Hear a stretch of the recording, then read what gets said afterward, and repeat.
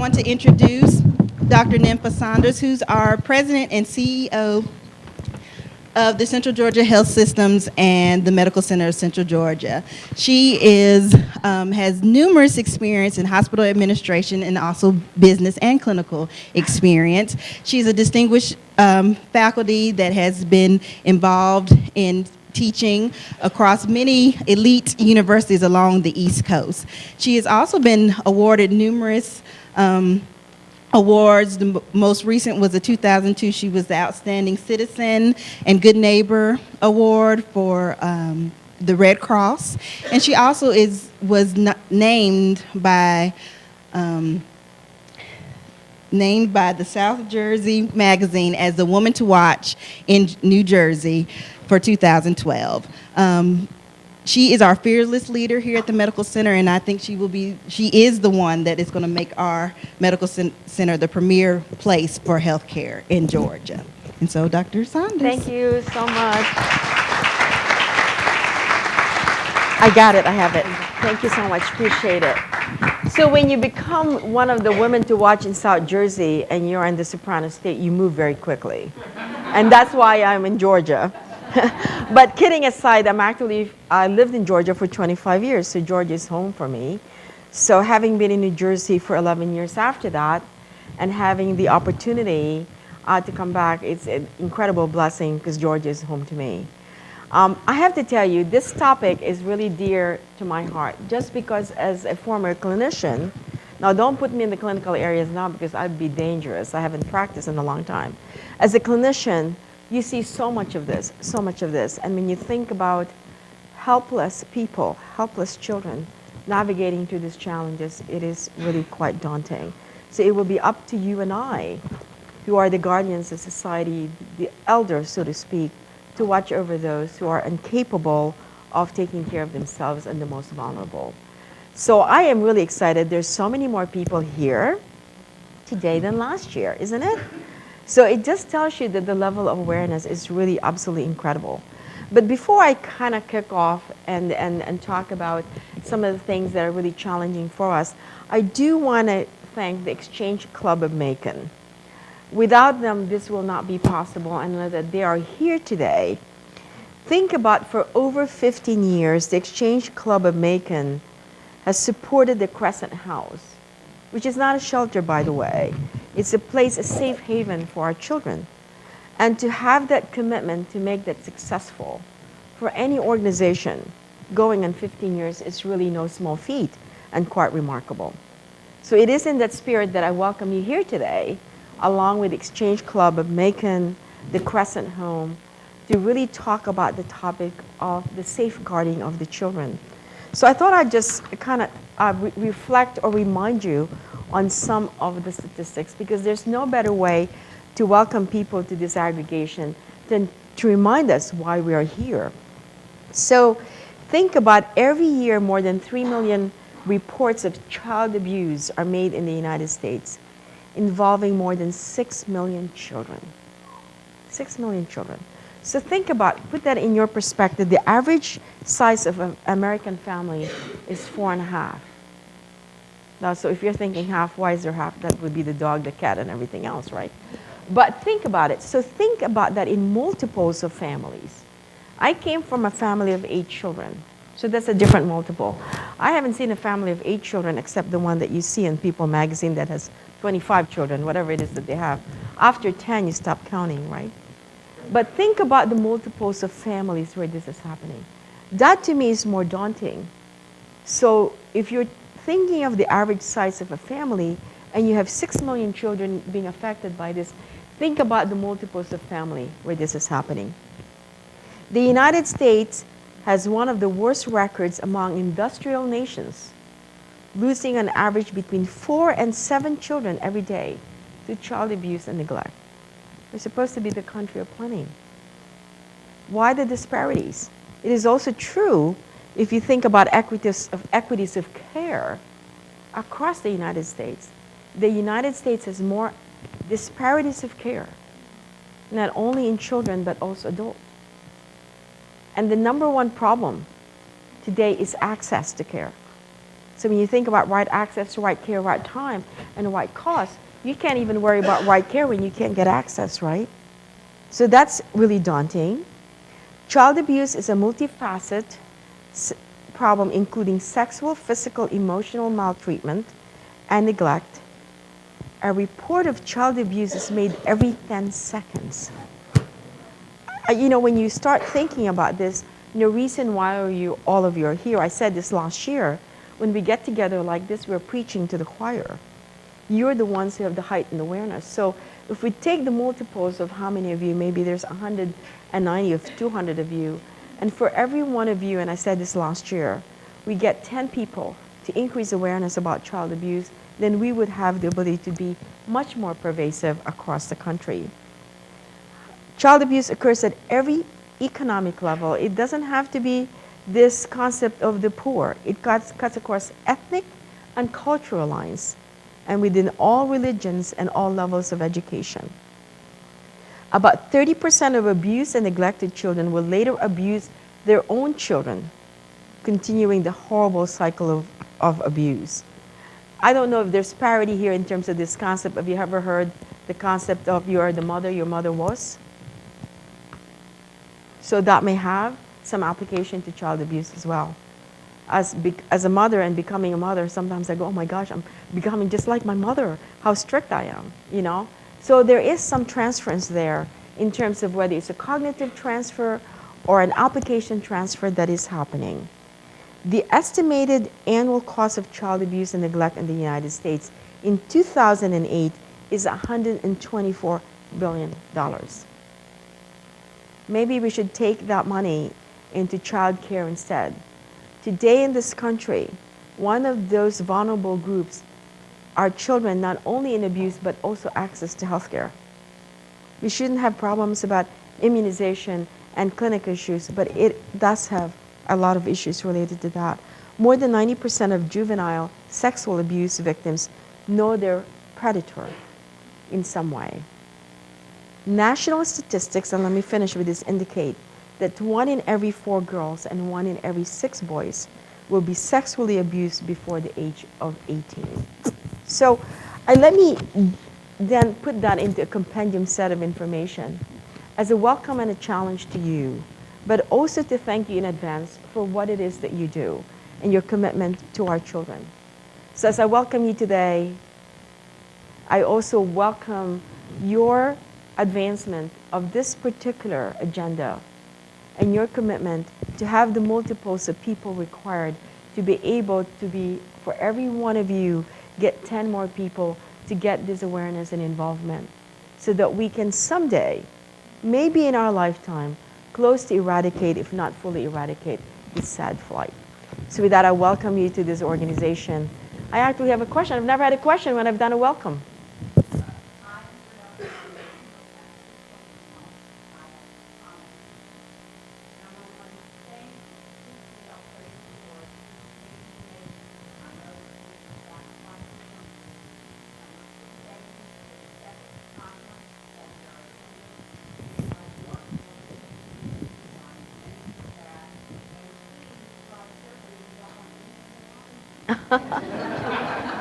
Thank you so much. And I accept that on behalf of all the employees that we have here who are equally committed. At the Medical Center in Central Georgia's health system, we believe in 3 things. We believe in rightful strategy, great operations, and our belief in our people. And the most important of all those 3 are people. Because people and culture will eat strategy and operations every day for breakfast, lunch, and dinner. That's why I think that as an honorable comment in behalf of the employees who are here and those that are not hearing it. For that, I thank you.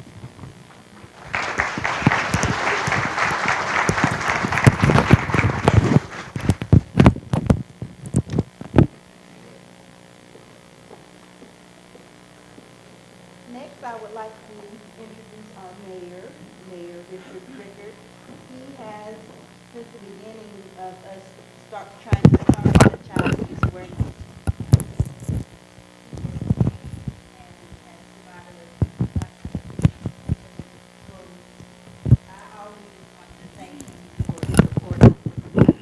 program and for him to come every year that he has.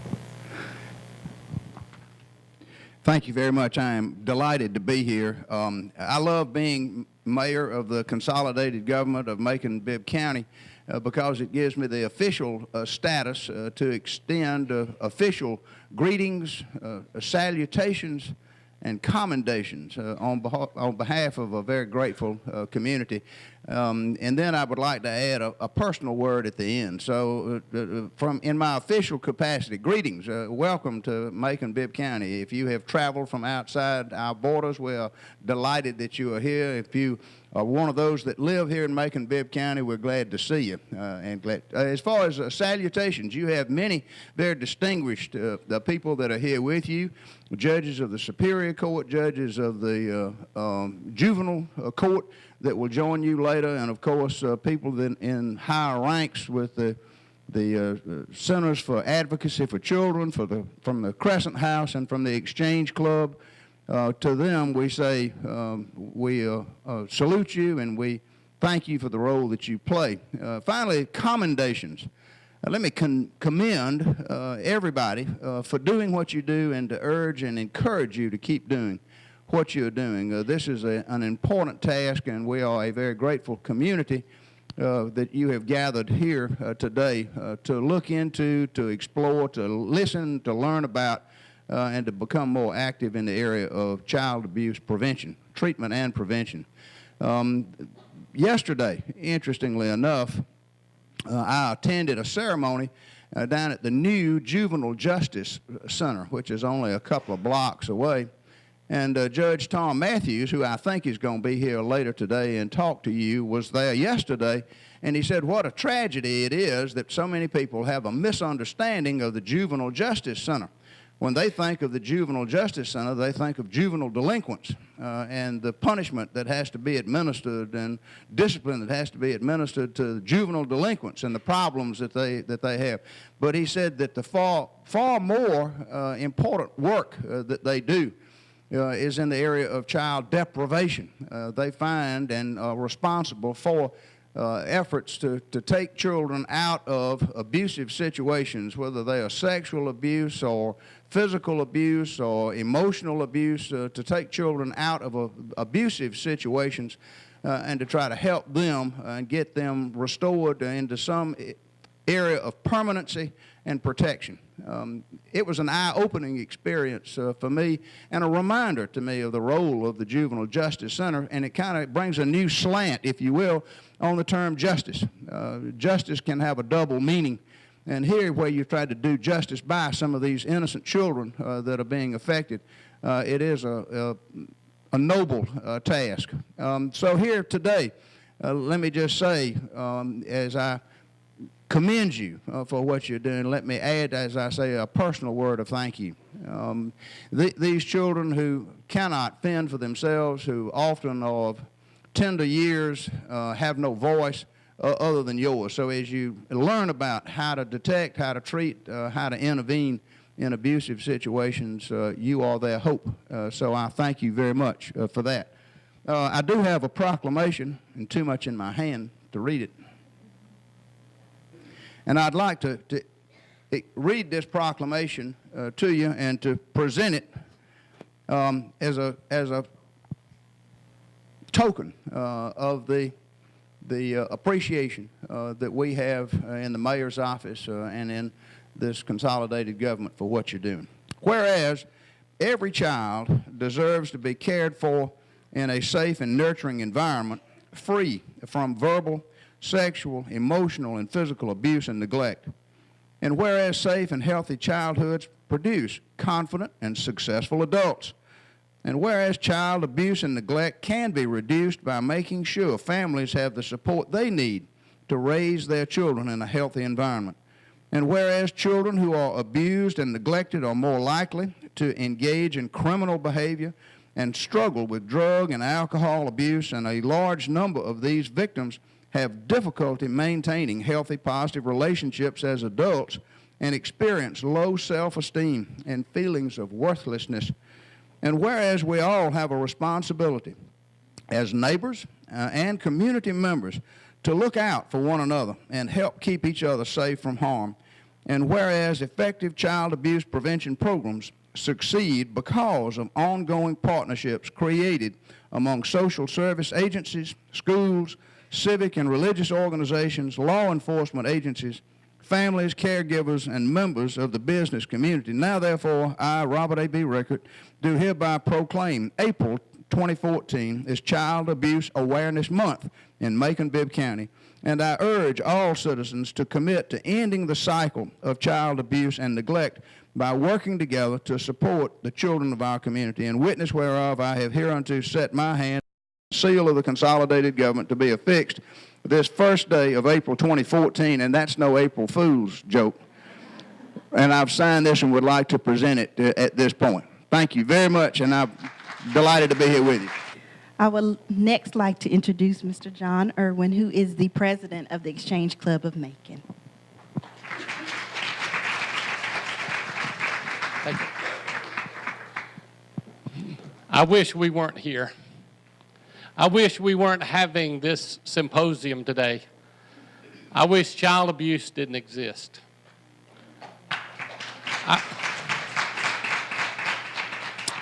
I wish that this wasn't such a scourge on our society, but wishing doesn't change it. Wishing doesn't change anything.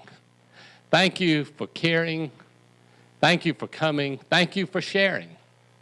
Thank you to Sandra Steed. Thank you to the Crescent House. And thank you to the Medical Center for hosting us. On behalf of the National Exchange Club, the Georgia District Clubs, and the Macon-Bibb County Exchange Club, welcome. Welcome. God bless you today and in all the work you do to prevent child abuse. Thank you.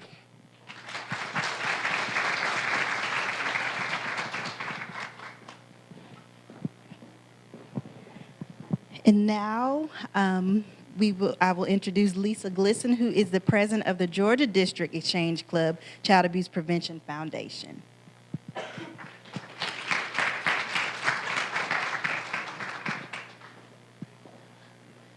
I'm going to go back here because I have to have the cheaters. Thank you so much for asking me to be with you today.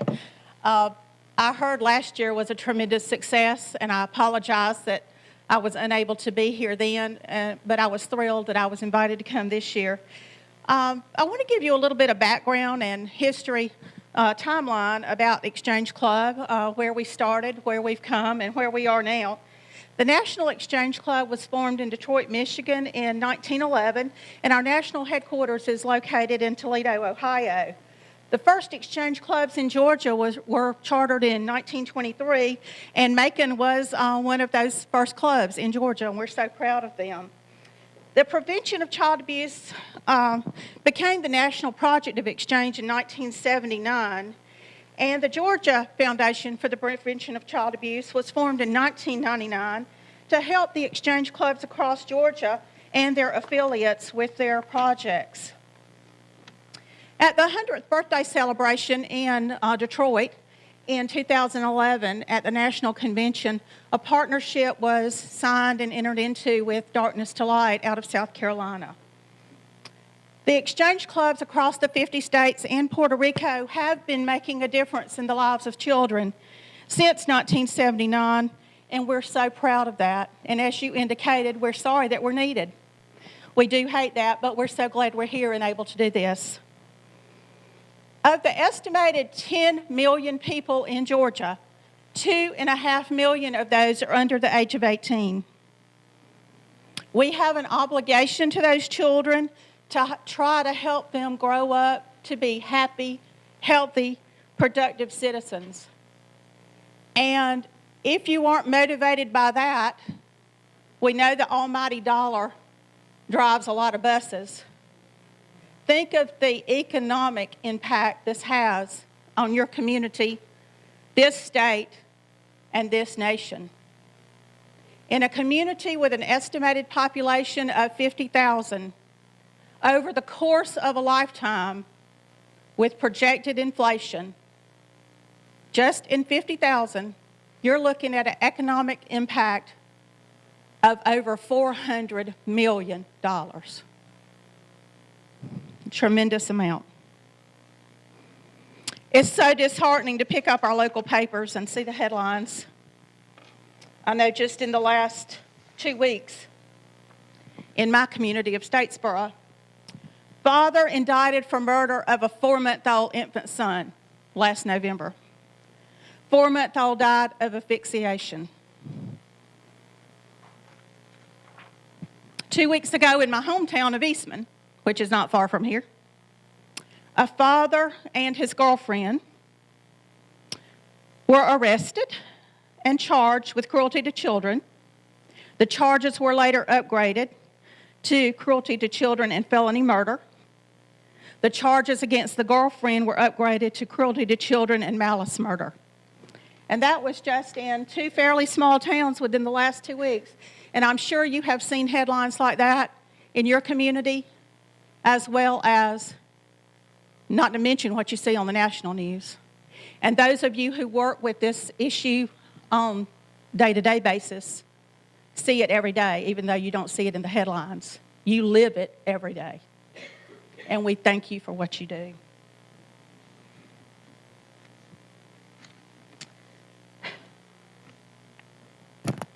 I'm especially proud of the Exchange Club of Macon and the work they've done in Bibb County through their support of the Crescent House, through their efforts with the Quick Think-a-thon in the schools with the second graders.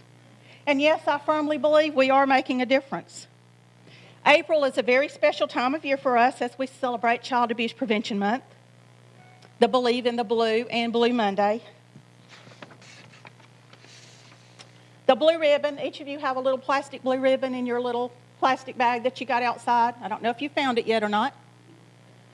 Please wear this, not only through the month of April, but at other times as well. And please share the story of the blue ribbon. Most of us already know that it symbolizes the bruises that these children bear. Sometimes they're visible, sometimes they're not. But please wear it and share the story with everyone that you have the opportunity to.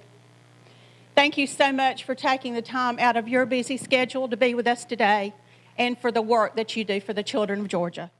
I'm Sandra Sneed. I'm the manager of the Crescent House, and it's just really a pleasure to see all of you today. Dr. Head and I thank both, and I just reiterate how great it is to see everybody here. We're so proud to be able to put this on, and we are just so grateful to the Macon Exchange Club for their support of us. I mean, they have raised a tremendous amount of money for us over the years through their golf tournament.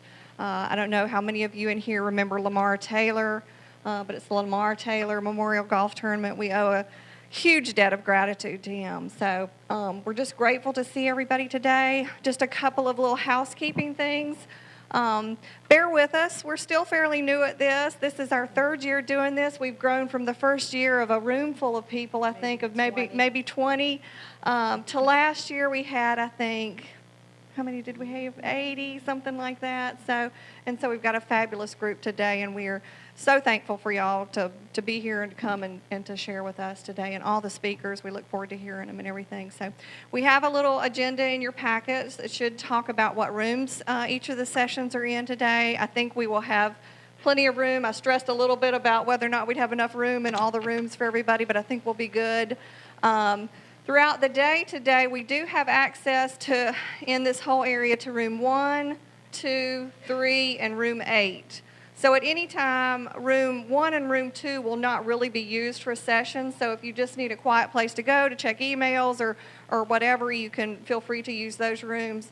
And also at lunch today, there are a few tables set up in the lobby areas, but then you can use any of those rooms, room 1, 2, 3, or 8, to take your lunch to and have, or you could go outside or whatever. So we will also be getting like the handouts. We're trying to be as paperless as possible. So we will get all the handouts from the speakers or their outlines, and we will have those on our website probably by the end of this week, beginning of next week. So and we'll send something out to all of you. We have all your email addresses and all.